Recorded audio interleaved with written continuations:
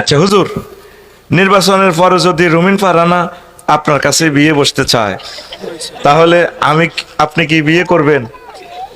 কি তোরা এসব কতরে এসব প্রশ্ন আনে? হ্যাঁ, নির্বাচনের পরে তিনি পাশ করুক ফেল করুক, হ্যাঁ, আর নমিনেশন কোনো ব্যাপার না, উনি টেকনোটেট মন্ত্রী হইতে পারে, এরকম চিন্তা করস কা? তো মুসলমান হিসেবে পুরুষ বিয়ে কয়টা করতে পারে? তা আমার এই প্রেমীয় গাড়িতে সিট কয়টা পূরণ হয়েছে হবে? একটা। কয়টা সিট? আরো কয়টা খালি?